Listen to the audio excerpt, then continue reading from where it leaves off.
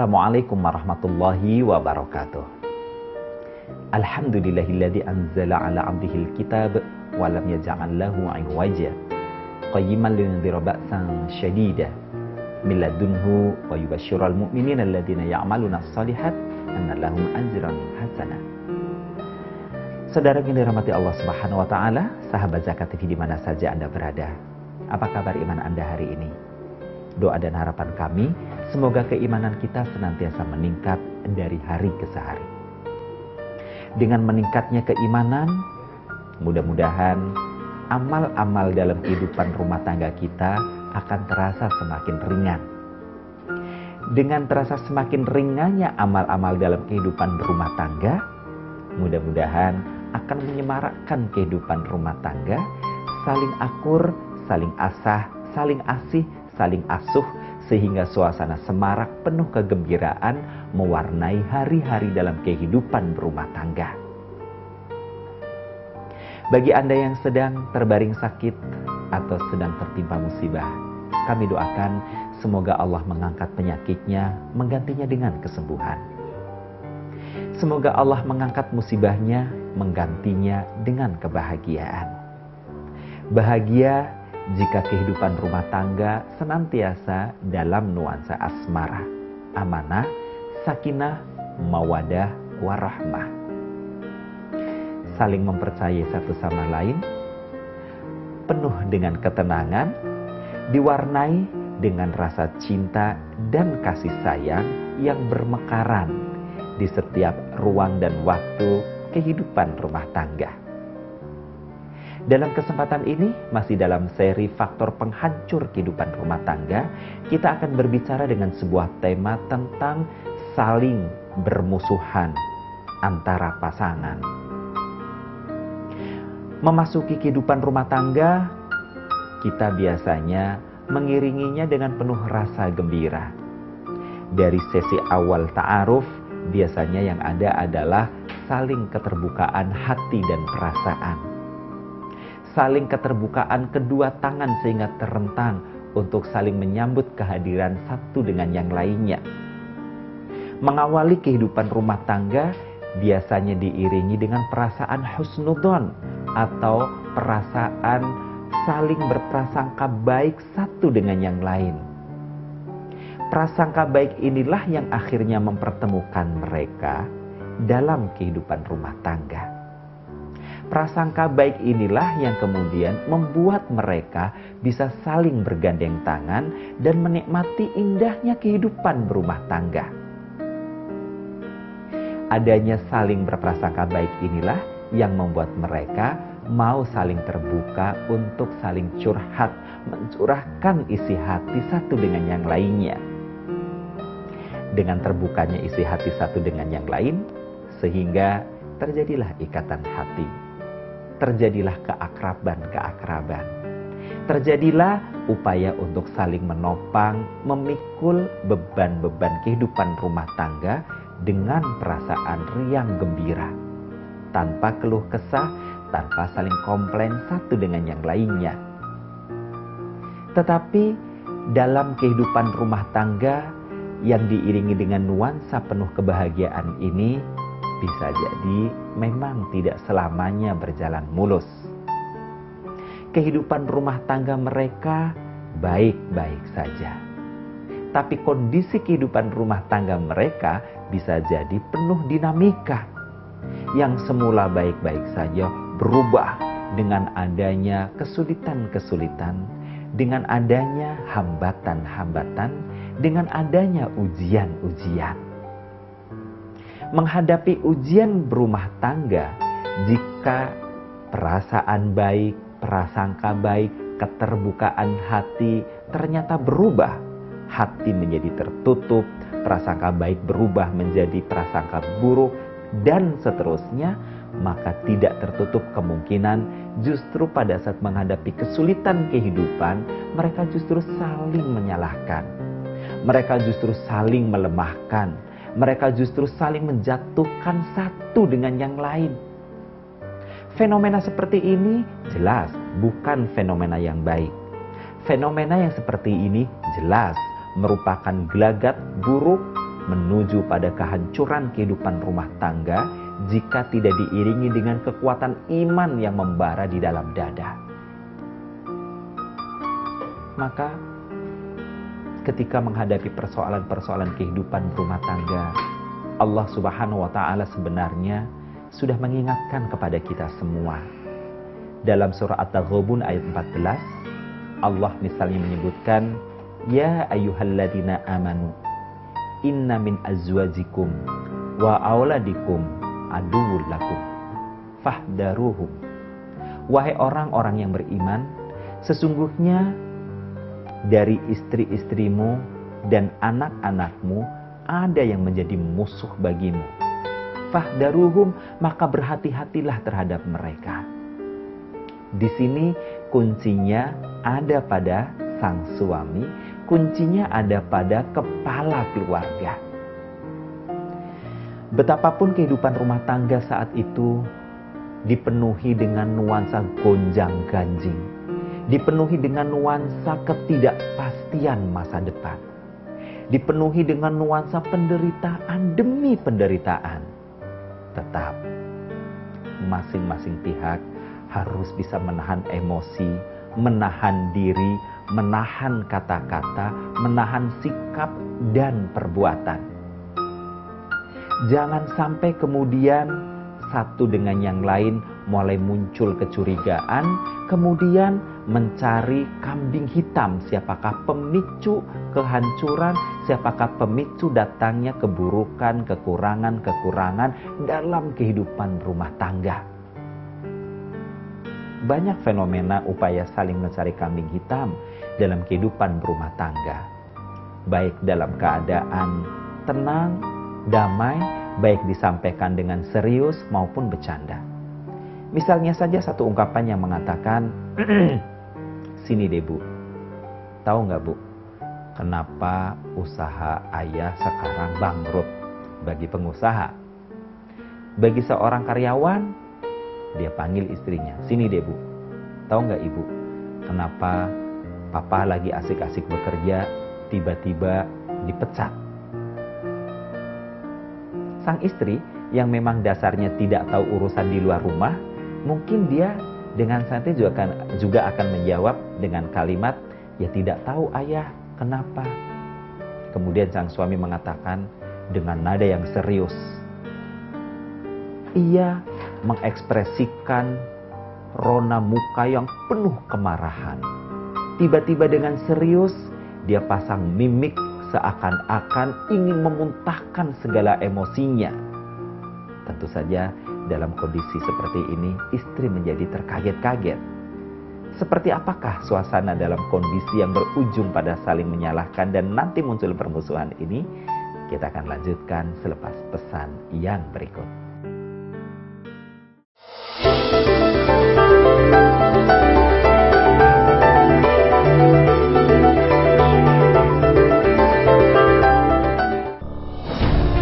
Ketika keindahan dunia merebak keselarasan, berbagi kemesraan. Ketika sejuta tangan merangkai kebahagiaan dalam kehidupan yang harmoni. Ketika zakat Anda wujudkan indahnya dunia.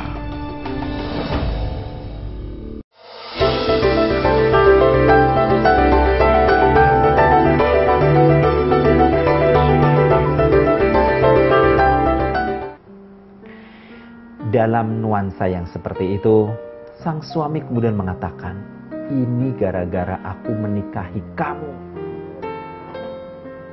Kalimatnya mungkin cukup sederhana, gara-gara menikahi kamu. Nah, kalimat seperti ini, yang terkesan sangat tendensius seperti ini, otomatis refleks membuat sang istri akan bereaksi juga negatif. Istri mungkin akan menjawab, apa? Gara-gara aku? Serius ya? Iya, serius. Setelah dipikir-pikir ya, dulu ketika masih jomblo, rezeki saya begitu lancar, begitu mudah. Tapi justru setelah menikahi kamu, rezeki aku menjadi seret. Rezeki aku menjadi susah. Ini kan gara-gara aku menikahi kamu. mulailah muncul saling percayaan. Mulailah muncul saling kecurigaan. Muncul kemudian upaya saling mempertahankan eksistensi diri sehingga keduanya saling berhadap-hadapan satu dengan yang lain. Kalau kondisi ini terus dibiarkan, biasanya kemudian dalam kehidupan rumah tangga akan saling terjadi saling sindir-sindiran. Belum kalau kasusnya ternyata tumpah kepada masing-masing pihak keluarga.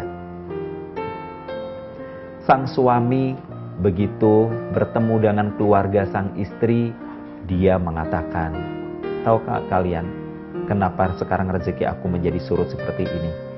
Itu kan gara-gara aku menikahi saudara kamu, menikahi anak kamu." Dan sebaliknya, sang istri ketika bertemu dengan keluarga sang suami tak kalah sewotnya. Gara-gara aku dinikahi oleh saudara kamu itu, oleh anak bapak dan ibu yang satu itu, coba perhiasan yang dulu saya miliki sekarang habis. Saya sekarang nih Pak, seperti burung bondol, tidak punya apa-apa, habis harta saya. Saling terjadi klaim satu dengan yang lainnya. Mereka saling melontarkan kesalahan, mencari kambing hitam, dan terkesan mereka saling cuci tangan. Kondisi tidak akan semakin baik jika dibiarkan terus seperti ini. Seperti dalam sebuah kisah pada masa Bani Israel. Ketika seorang kaya dia pergi ke pasar budak, dia ingin mencari budak untuk meringankan beban kehidupan rumah tangganya yang notabene-nya mereka adalah rumah tangga baru. Ketika sampai kepada pemilik budak itu mengatakan, "Tuan, budak-budak kami sudah habis. Ada tinggal satu. Kalau Anda mau, saya kasih dengan harga yang sangat murah. Satu hal yang perlu Anda ketahui, Tuan, budak saya ini mulutnya tukang adu domba. Karena pria ini memang membutuhkan seorang budak, dia katakan, tidak apa, biarlah saya beli, apalagi harganya murah." Maka dibawa pulanglah sampai ke rumah. Begitu sampai di rumah, bekerja sehari 2 hari dalam keadaan normal. Setelah bekerja beberapa hari, sang budak menghampiri tuan putrinya. Kemudian dia berkata, "Nyonya, Tuan sebenarnya sangat benci kepada Anda. Tuan sangat menginginkan kematian Anda." Tentu saja nyonyanya itu begitu kaget luar biasa. Kemudian dia mengatakan, "Atas dasar apa kamu bisa berkata seperti itu? Apa ada buktinya?" Sang budak mengatakan, "Bisa saya buktikan, Nyonya. Coba saja nanti ketika Nyonya sedang tidur, Nyonya jangan betul-betul tidur lelap. Nyonya akan melihat bagaimana suami Nyonya mengeluarkan pisau cukur dari dompetnya. Kemudian dia pasti akan mendekat kepada Nyonya." Kalimat seperti ini terekam dalam benak sang Nyonya.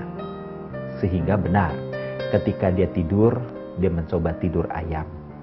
Sang suami yang memang betul-betul sangat cinta kepada istrinya itu, ketika dia akan mencukur jenggotnya, dia mengeluarkan pisau dari kantongnya. Ternyata memang sang suami yang sangat cinta kepada istrinya itu, dia kemudian sebelum mencukur jenggotnya, mendekati istrinya yang sedang tidur itu, mencoba untuk menciumnya. Sang istri yang sudah kadung mendapatkan informasi buruk tentang rencana busuk sang suaminya itu, langsung bangkit merebut pisau itu, kemudian dia tusukkan kepada sang suami sehingga suaminya meninggal dunia. Mendengar berita kematian anak laki-lakinya, keluarga besar dari sang wanita tidak terima. Maka ia kemudian dihajar oleh keluarga sang pria sampai meninggal dunia. Mendengar berita ini, gantian pihak keluarga wanita merasa tidak terima. mereka datang ke tempat itu, menyerbu keluarga sang pria, kemudian terjadilah pertumpahan darah antar mereka. Hancur kehidupan mereka, hancur kehidupan rumah tangga mereka, hancur kehidupan keluarga besar antar mereka. Ini akibat dari adanya permusuhan yang diwujudkan, adanya kebencian yang diperturutkan dalam kehidupan rumah tangga. Emosi yang terus dikedepankan dibanding pikiran tenang yang mestinya dijadikan sebagai sarana untuk meredam setiap permasalahan-permasalahan. Padahal Allah Subhanahu wa Ta'ala sudah mengingatkan kepada kita agar kita senantiasa bekerja sama dalam kebaikan dan takwa, bukan saling bekerja sama dalam keburukan dan permusuhan. Amanat Al-Quran ini jelas membimbing masing-masing kita dalam membangun kehidupan rumah tangga untuk selalu mengedepankan nilai-nilai kebaikan, untuk mengedepankan takwa sebagai target di setiap pengorbanan-pengorbanan, sehingga jika dinamika kehidupan rumah tangga tiba-tiba jatuh kondisi buruk kepada mereka, hendaknya mereka bukan saling menyalahkan satu dengan yang lainnya. Upaya saling menyalahkan inilah yang mengakibatkan kehidupan rumah tangga mereka dihadapkan pada persoalan-persoalan yang pelik, adanya rasa kebencian dan permusuhan yang terus bertubi-tubi. Lebih celaka lagi jika permusuhan ini melebar pada keluarga besar, kemudian terjadi kalimat sumpah 7 turunan. Pemicu permusuhan dalam kehidupan rumah tangga bisa jadi bukan sekedar jatuhnya kondisi kehidupan khususnya perekonomian rumah tangga mereka, tapi bisa jadi ada perselisihan-perselisihan lain. Seperti apakah perselisihan lain itu? Akan saya lanjutkan selepas pesan-pesan yang berikut.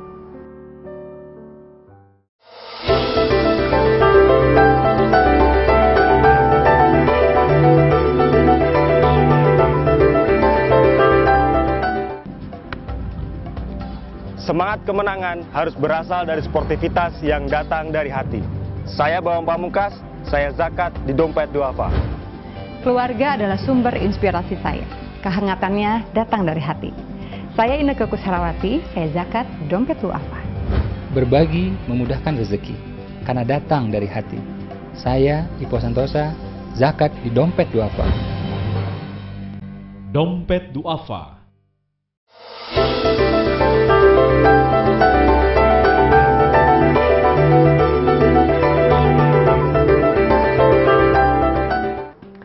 Sahabat Zakat TV yang dirahmati Allah Subhanahu wa Ta'ala, terkadang pemicu permusuhan dalam kehidupan rumah tangga itu juga bermula dari hal-hal yang bisa jadi sesungguhnya cukup bisa diselesaikan dengan saling memahami.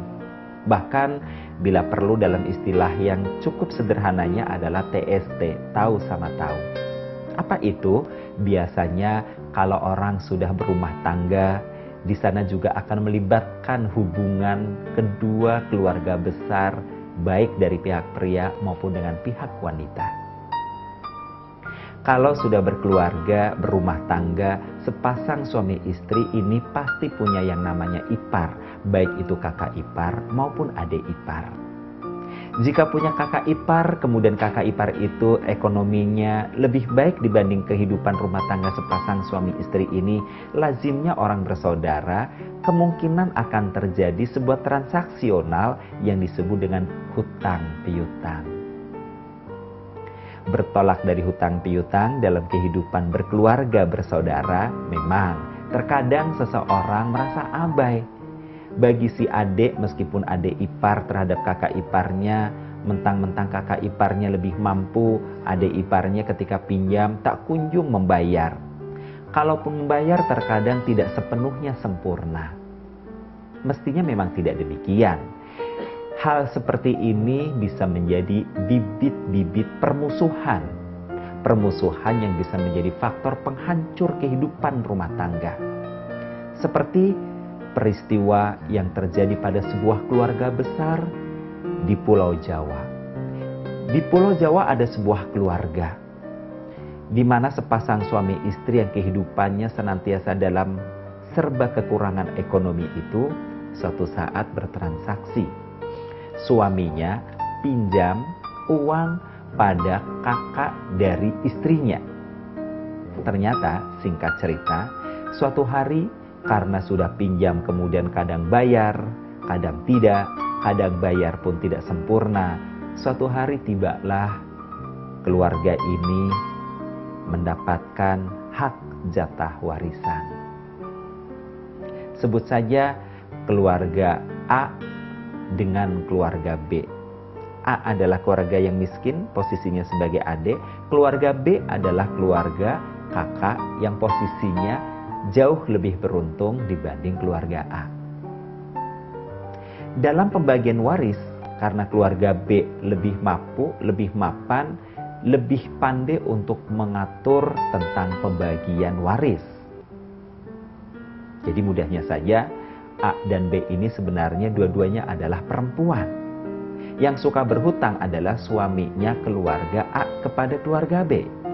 Begitu pembagian waris, ternyata kakak perempuan dari istri si pria keluarga B ini mengatakan, "Dek, karena suami kamu suka hutang sama kita, suami kamu ada yang belum terbayar hutangnya di kita, jadi maaf, untuk bagian waris kamu tidak aku berikan, tapi menjadi milik aku semuanya." Si Ade mencoba bertanya, "Emang berapa banyak, Mbak, hutang suami saya kepada keluarga Mbak?" "Ah, kalau dihitung mah udah gak karuan. Habis sih utangnya kan sedikit-sedikit. Ya jadi banyak lah," kata si adiknya. "Tapi Kak, kan mungkin masih bisa dihitung. Masa ia habis begitu saja?" Berapa yang sebenarnya? Ternyata kakak perempuan ini ditanya baik-baik demikian, dia marah. Dan dalam kata-kata kemarahannya itu dia menceracau. Menceracau kemudian mengatakan, "Kamu bilang aja sendiri sama suami kamu. Salah kamu kenapa menikah sama pria gembel, pria kere, dan lain sebagainya." Kata-kata yang jelas sangat menyakitkan. Kalimat ini pun akhirnya sampai juga kepada sang suami. Maka suami dari adik ini pun kemudian datang kepada keluarga si B. Begitu sampai di keluarga si B tetap bersikukuh. Karena memang sudah hamasah, sudah semangatnya menguasai harta warisan sang adik. Keluarga ini pun kemudian beramai-ramai terkesan mengeroyok keluarga si A ini, dan suaminya dicaci maki di hadapan keluarga besar. Maka terjadilah pertengkaran yang hebat. Puncaknya, kedua keluarga ini bersepakat mengatakan 7 turunan kita putus silaturahim. Jika engkau menjadi daun, aku tidak akan menyobeknya. Jika engkau menjadi air, aku tidak akan menyidupnya. Sumpah keluarga kita tidak akan pernah bertemu. Terjadi permusuhan yang begitu besar. Apa yang terjadi? Ketika keluarga ini menapaki kehidupan rumah tangganya, akhirnya jauh dari kata sempurna. Adiknya yang susah semakin susah. Sementara kakaknya yang semula rumah tangganya begitu baik, justru berubah menjadi berantakan. Kenapa? Karena dalam kehidupan rumah tangga mereka pun terjadi saling kecurigaan satu dengan yang lainnya. Mereka akhirnya, dua keluarga besar yang ada, pecah dalam urusan hubungan silaturahim. Ikatan tali kasih sayang yang mestinya bisa mereka jalankan dengan sebaik-baiknya. Dengan itu pula mereka kelak bisa saling menopang untuk saling menguatkan eksistensi satu dengan yang lainnya. Akhirnya kini mereka berjalan terpisah. Kehormatan keluarga-keluarga ini pun kemudian menjadi tercoreng di tengah kehidupan masyarakat. Masyarakat mencap kakaknya itu sebagai orang yang sangat rakus dengan harta kekayaan sehingga hak adiknya diabaikan. Sementara dari keluarga kakak mengatakan justru keluarga adik saya lah yang kurang ajar. Suaminya pinjam uang kemudian tidak dikembalikan. Berhenti sampai di sini persoalannya? Ternyata tidak. anak-anak mereka pun kemudian menjadi terus bermusuhan. Hal yang sangat disayangkan dalam kehidupan bermasyarakat. Tujuan Islam mengkawinkan hamba-hamba Allah, mempertemukan anak keturunan Adam dalam lembaga perkawinan adalah agar mereka menjadi hamba-hamba Allah yang bersaudara. Persaudaraan yang dengan itu mereka bisa saling menguatkan, bukan hanya dari sisi kekeluargaan, tetapi justru dalam skup yang lebih luas, yaitu dalam kehidupan bermasyarakat. Karena dalam kehidupan bermasyarakat yang diisi dengan keluarga-keluarga yang kuat, rumah tangga yang kokoh, maka masyarakat itu pun akan mampu membangun suasana kehidupan masyarakatnya dengan pembangunan-pembangunan yang mengarah pada kesejahteraan, adanya ketentraman. Tetapi jika dalam sebuah masyarakat yang notabene-nya diisi dengan rumah tangga, sementara rumah tangga itu diisi dengan adanya percekcokan satu dengan yang lainnya, justru ini akan meruntuhkan sendi-sendi kehidupan bermasyarakat. Bahayanya, jika dalam masyarakat seperti ini terbentuk sebuah wilayah bangsa dan negara ini akan mudah diintervensi oleh pihak asing. Jika sudah diintervensi oleh pihak asing sementara mereka dalam keadaan tercerai-berai, maka tidak tertutup kemungkinan mereka akan menjadi budak belian bagi orang-orang yang berkepentingan dalam kehidupan mereka. Kisah dua keluarga ini pun kemudian menjadi tidak lebih baik. Bukan hanya harga dirinya yang jatuh, tetapi oknum-oknum di luar kedua keluarga ini di tengah masyarakat mereka tinggal sering memanfaatkan kondisi permusuhan di antara mereka, bukan hanya untuk saling melemahkan satu sama lain, tapi justru untuk mengambil untung dari permusuhan keduanya. Akibatnya keluarga ini menjadi keluarga yang lemah terus-menerus. Na'udzubillahi min dzalik. Mudah-mudahan bermanfaat untuk kita semua. Billahi taufiq wal hidayah. Wassalamualaikum warahmatullahi wabarakatuh.